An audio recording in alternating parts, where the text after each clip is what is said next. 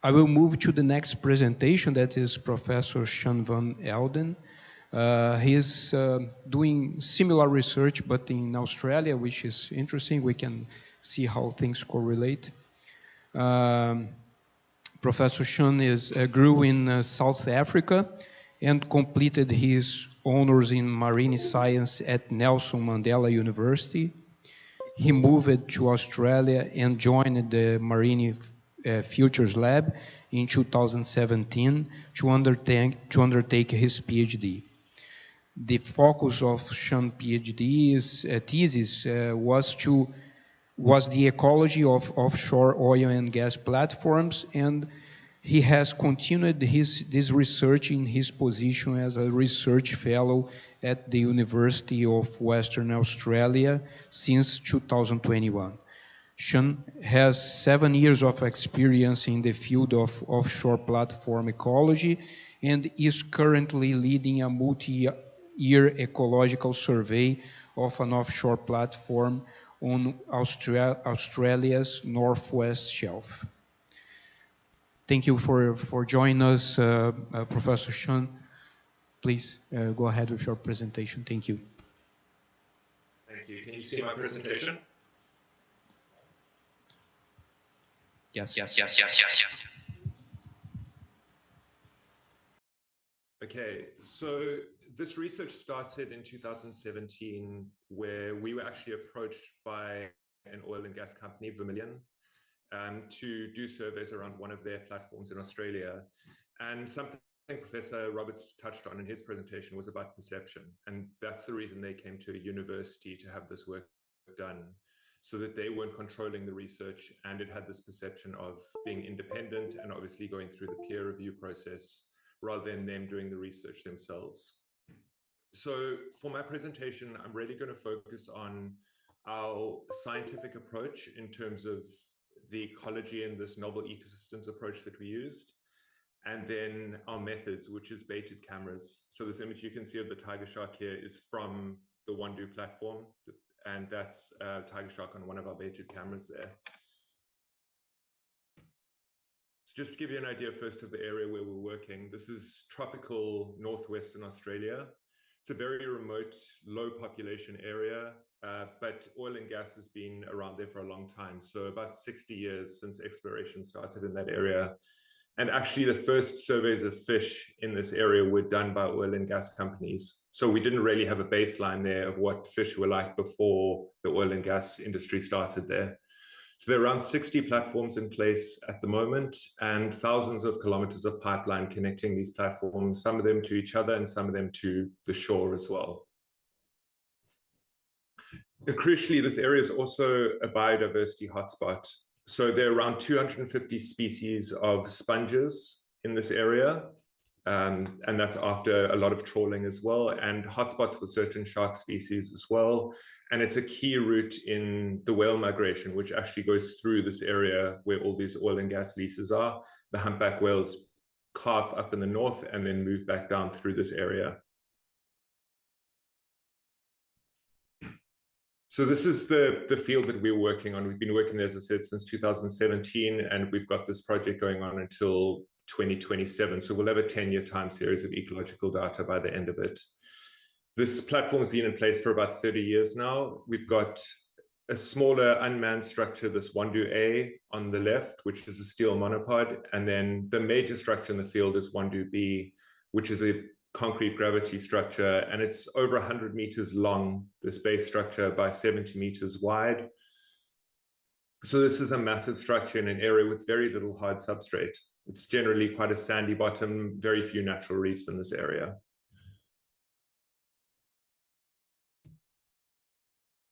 Now, the approach that we decided to use for this project was a novel ecosystems approach. So I was quite fortunate to have Richard Hobbs on the team for my PhD, who's a restoration ecologist. He focuses on terrestrial ecosystems. And in some ways, decommissioning is a restoration ecology problem. So it's the same as the approach towards mining or rehabilitating farmland, in that it's humans have altered an ecosystem, and what do we do, if anything, to return that ecosystem to the way it was before? So Richard Hobbs came up with a novel ecosystem concept, and this is really focused on ecosystems where humans have changed the state of the ecosystem through their activity on the land or in the ocean. And for multiple reasons, we don't want to return that ecosystem back to the way it was before. Now, in some cases, this could be because there's ecological value that's arisen in this ecosystem that we don't want to lose. But in some cases, it's just not possible to restore an ecosystem to the way it was originally, to its pristine, untouched state. So these are just a couple of examples of this concept. The first one is the Mount Sutro cloud forest in San Francisco, which has a lot of invasive eucalypt trees, which are actually Australian, but it's created this really socially important public place that is now being maintained as this forest despite having invasive species. And then the second example here is farmland in southwestern Australia, where I'm based, where the soil conditions have changed through decades of farming. And we have these novel assemblages of plant species now because of that. So you would have to change the soil chemistry if you wanted to return that ecosystem to how it was before. Now, this is a concept that was really, for the most part, restricted to terrestrial environments, and apart from a couple of studies on bleached coral reefs, for example. But we decided to look at oil and gas platforms under this concept of novel ecosystems.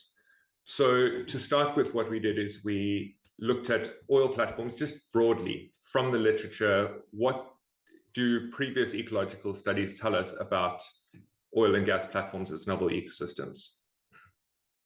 And what we did is we took the criteria for novel ecosystems and we broke them down into separate points that we could then use the literature to look for evidence to support or refute these points, these criteria around oil and gas ecosystems. So firstly, we looked at whether the environment has been altered from its historical state by human activity. We found quite a bit of evidence for this. Obviously, you're introducing this large structure, hard substrate into the marine environment, and that's going to have an impact on the marine communities. So this is an example from Alan Friedlander that was done in Gabon, where they found much higher biodiversity on oil platforms than they were finding in the surrounding environment. And they were finding that the platforms were actually stepping stones for these Atlantic species moving across from the Caribbean that weren't actually found in these West African regions before because the habitat wasn't suitable for them. The second criterion we looked at was essentially around novel qualities. So is there something of this ecosystem that is novel, that wasn't there before and should be kept?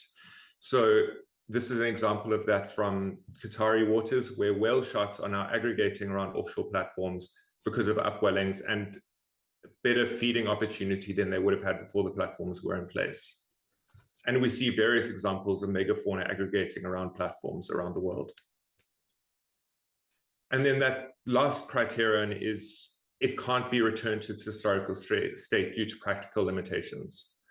So the example I have here is, it's really a social example of why we wouldn't want to get rid of these platforms, in that they have high value in terms of diving and fishing. But in some cases, the platform is simply too big to safely be removed. And that's a limitation on returning it to its historical state as well.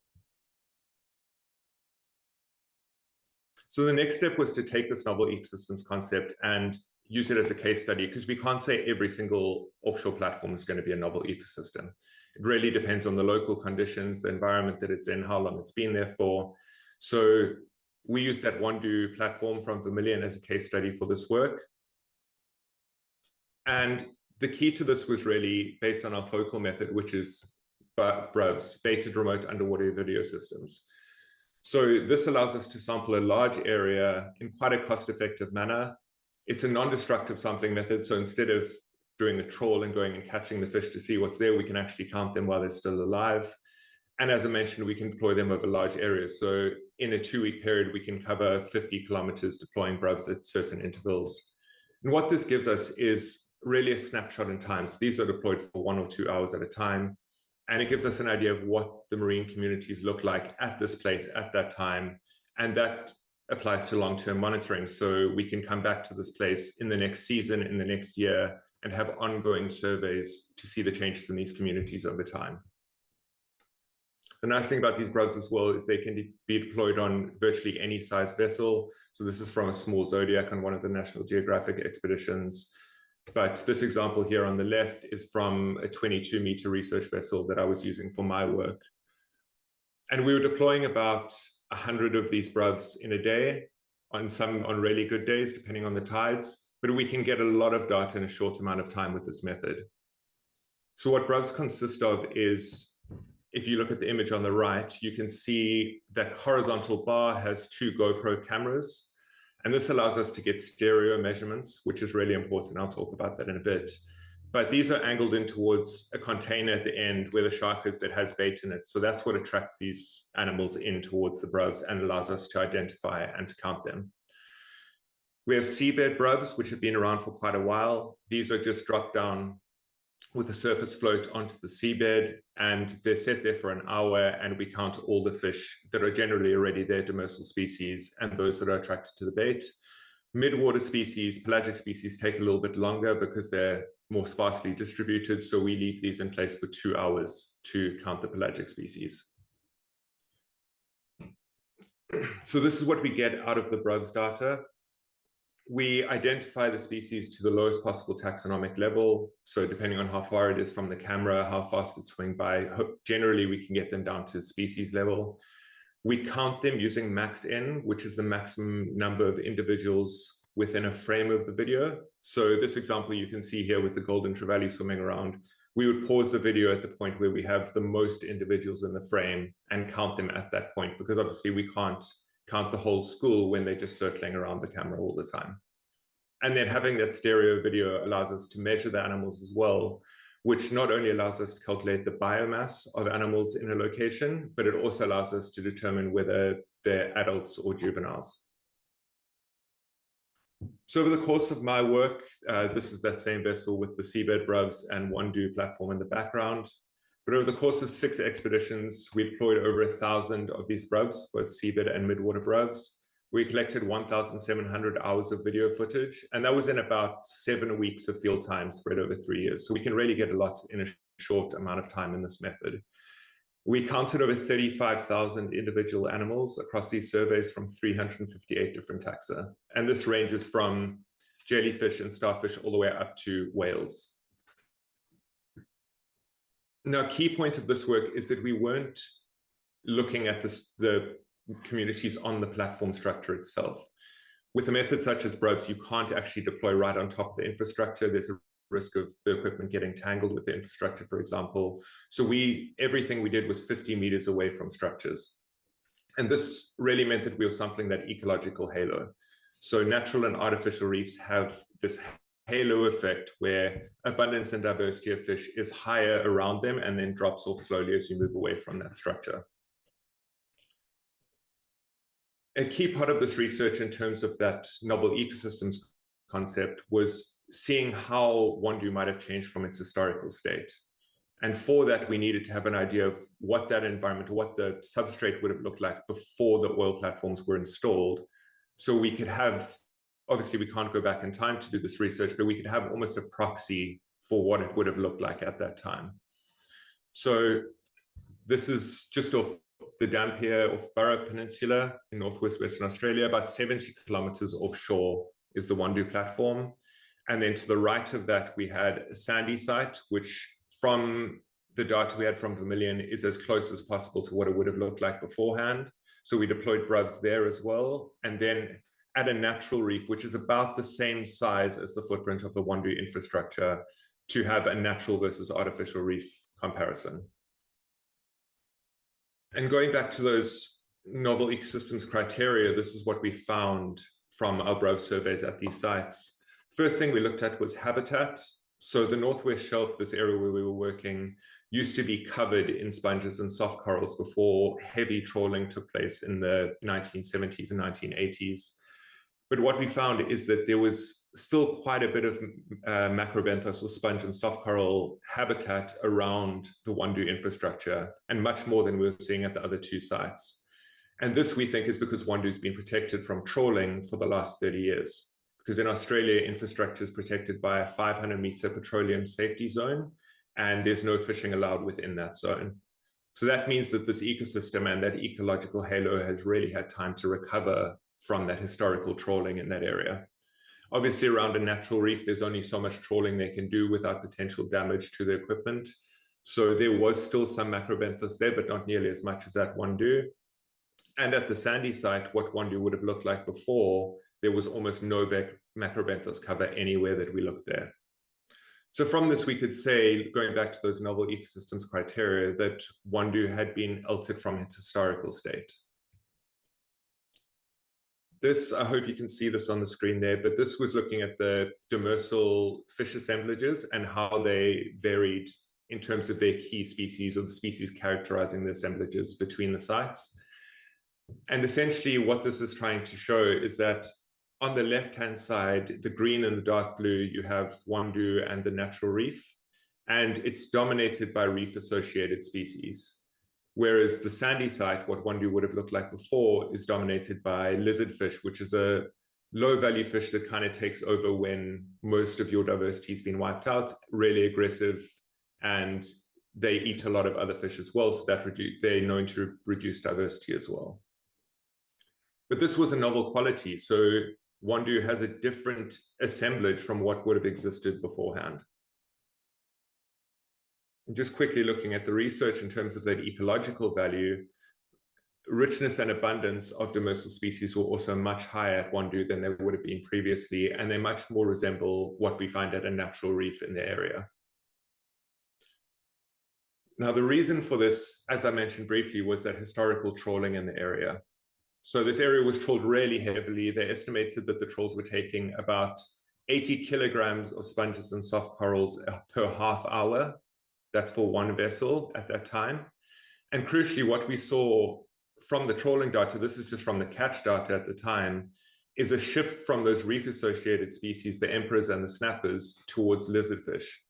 So the reason the fishery stopped in that area is they actually weren't catching their target fish, those emperors and snappers anymore, and they were predominantly catching lizardfish after that time.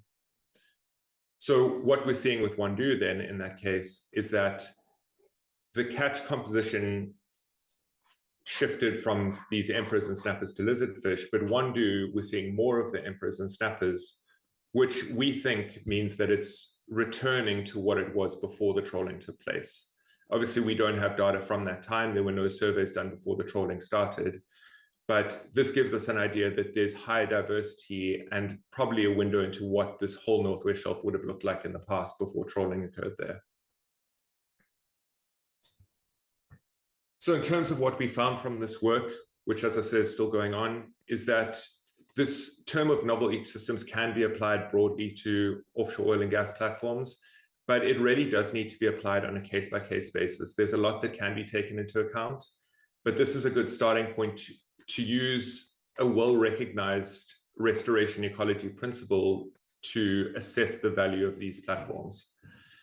We found that the Wandoo structure, as our case study, did meet the criteria as a novel ecosystem, at least in terms of the fish communities found there.